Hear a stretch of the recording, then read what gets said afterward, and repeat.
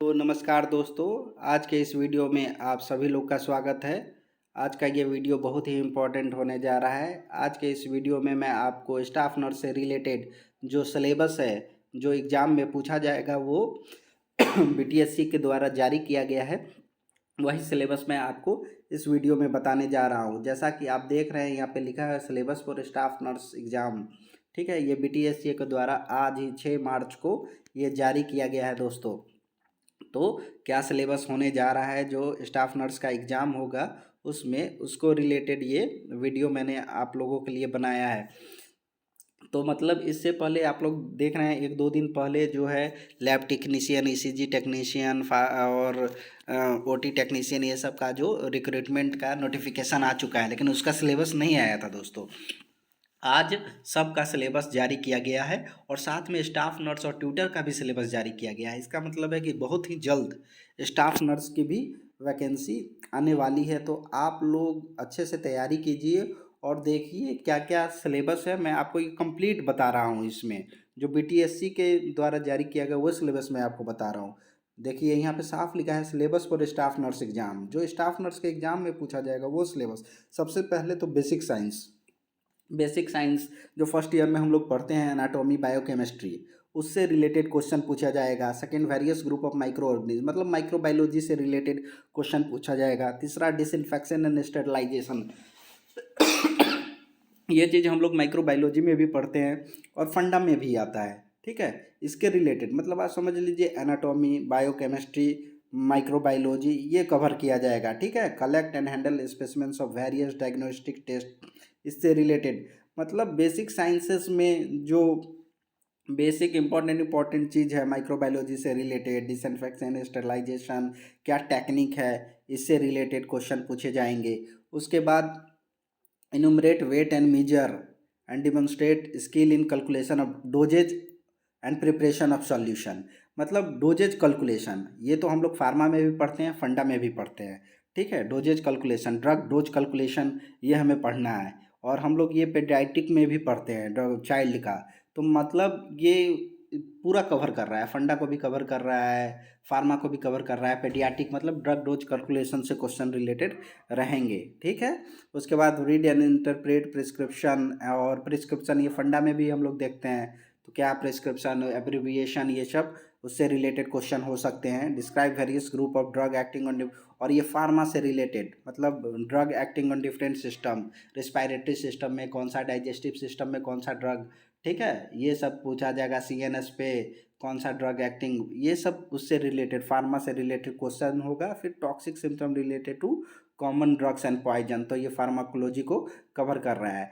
ठीक है, नेक्स्ट चलते हैं हम लोग न्यूट्रिशन एंड डाइटिक्स, मतलब न्यूट्रिशन से रिलेटेड क्वेश्चन होगा। तो न्यूट्रिशन में various nutrients and their importance in maintenance of health, plan diet suitable to socio economic status. तो ये मैं आपको इम्पॉर्टेंट बता दे रहा हूँ जो सिलेबस में दिया गया है, आप नीचे देख सकते हैं। फिर psychology, mental health, nursing and psychiatric हम लोग देखते हैं कि हम लोग थर्ड ईयर में पढ़ते हैं, मेंटल हेल्थ मतलब इसी को साइकेट्रिक बोलते हैं, और साइकोलॉजी हम लोग फर्स्ट ईयर में पढ़ते हैं। तो ये तीनों को कंबाइन किया गया है, इससे रिलेटेड क्वेश्चन होगा।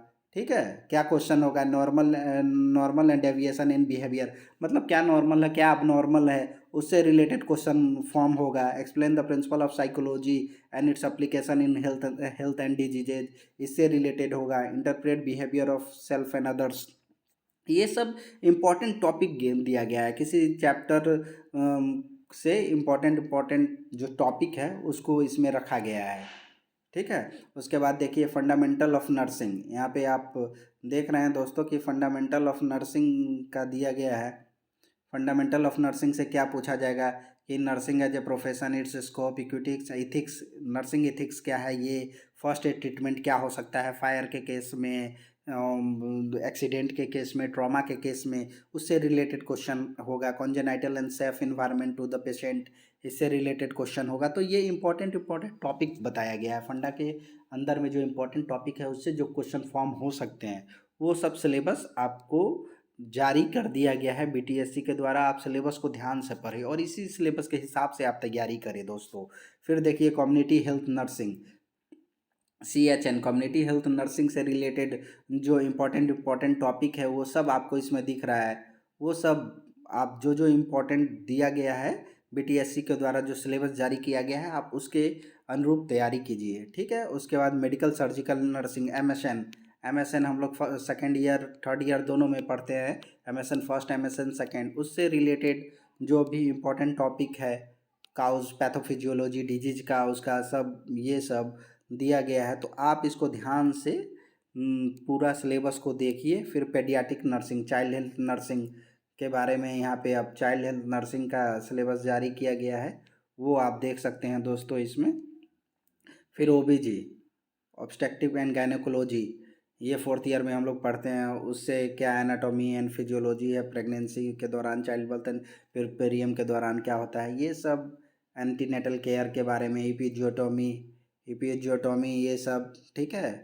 डोमिसिलियरी services to mother and children management क्या क्या होता है, कॉमन मैनेजमेंट, ठीक है, इमीडिएट, ठीक है, फैमिली वेलफेयर एडवाइस, ये सब इम्पॉर्टेंट टॉपिक कवर किया गया है। फिर आप देखिए नेक्स्ट है principle of administration and supervision education and trends in nursing, मतलब ये मैनेजमेंट है। मैनेजमेंट में जो इम्पोर्टेंट टॉपिक है principles of administration, organization pattern, effective human relation, फिर प्रिंसिपल्स ऑफ सुपरविजन, जो इम्पोर्टेंट टॉपिक है उससे क्वेश्चन फॉर्म होंगे। तो ये सिलेबस जारी किया गया है आज ही के दिन 6 तारीख को, आज ही के दिन ये सिलेबस जारी किया गया है दोस्तों BTSC के द्वारा। आप लोग ये सिलेबस को ध्यान से आप ऑफिशियल वेबसाइट पे पढ़ सकते हैं दोस्तों, और इसी के अनुरूप आप लोग तैयारी कीजिए। Okay, thank you.